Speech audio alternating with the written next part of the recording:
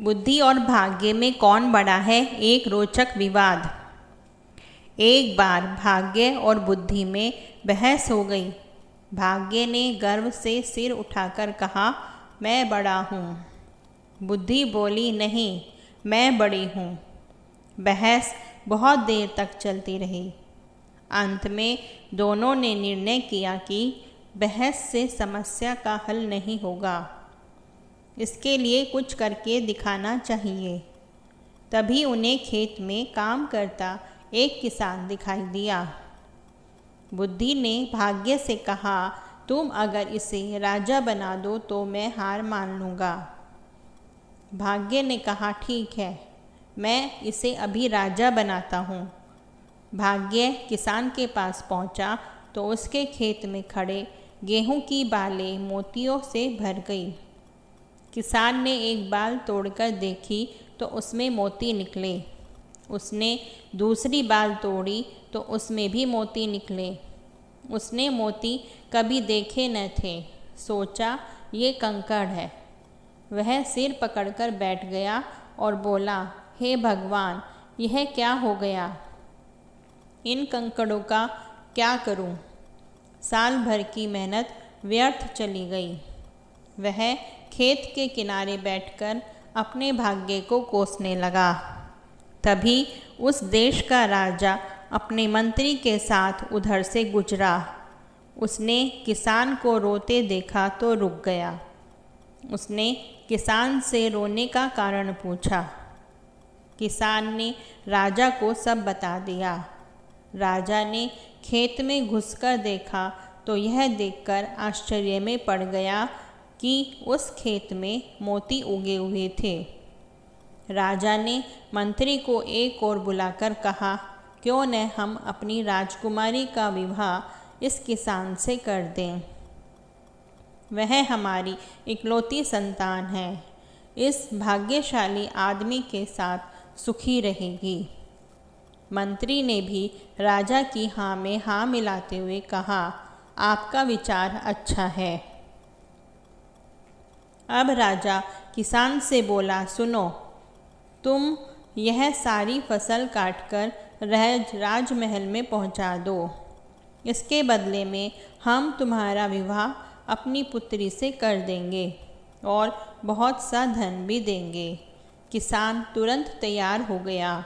इस तरह उसने खेत के सारे मोती राजमहल में पहुंच गए। यह देखकर बुद्धि मुस्कुराई तो भाग्य बोला, देखती रहो, यह राजा बनने ही वाला है। राजा ने अपने वचन का पालन किया। उसने निश्चित दिन अपनी पुत्री का विवाह उस किसान से कर दिया। किसान बहुत प्रसन्न था। जब राजकुमारी सज संवर कर किसान के कमरे में आई तो उसने मन में विचार आया कि कहीं यह चुड़ैल तो नहीं है। उसने बचपन में सुन रखा था कि चुड़ैल सुंदर रूप धारण करके आदमियों का खून चूस लेती है और उन्हें मार डालती है।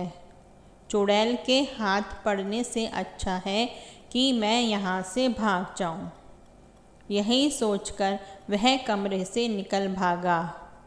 वहाँ से भागकर किसान नदी के किनारे जा बैठा। तभी राजा के सैनिकों ने उसे देख लिया। वे उसे पकड़कर राजा के पास ले आए। उसे देखकर राजा को क्रोध आ गया। उसने किसान को कठोर दंड देने का निश्चय किया। बुद्धि ने भाग्य से कहा, देख लिया तुमने, अब इस आदमी को सजा होने जा रही है। बोलो, क्या कहते हो? निराश होकर भाग्य बोला, अगर तुम इस आदमी को बचा लो तो मैं हार मान लूँगा। बुद्धि ने हंसकर कहा, तो ठीक है, अब मेरा कमाल देखो। मैं चली इसके पास। जैसे ही बुद्धि किसान के पास आई, वह बोला, राजन, आप मेरे ससुर हैं। क्या मैं आपसे कुछ पूछ सकता हूँ? कि मुझे यहाँ क्यों लाया गया है। राजा बोला, तुमने मेरी पुत्री का तिरस्कार करके मेरा घोर अपमान किया है, इसका तुम्हें दंड दिया जाएगा। तब किसान बोला, राजन, जब आपकी पुत्री कमरे में आई तभी नदी की ओर से बचाओ बचाओ चिल्लाने की आवाज़ मेरे कानों में पड़ी। मैंने अपने आप को रोक न सका और उस आदमी को बचाने नदी पर चला गया था। अगर यह मेरा दोष है तो आप मुझे अवश्य दंड दें। किसान की बात सुनकर राजा बहुत प्रसन्न हुआ और गले से लगा लिया। वह बोला, हमारे बाद तुम ही देश के राजा बनोगे। तब बुद्धि ने मुस्कुराकर भाग्य की ओर देखा।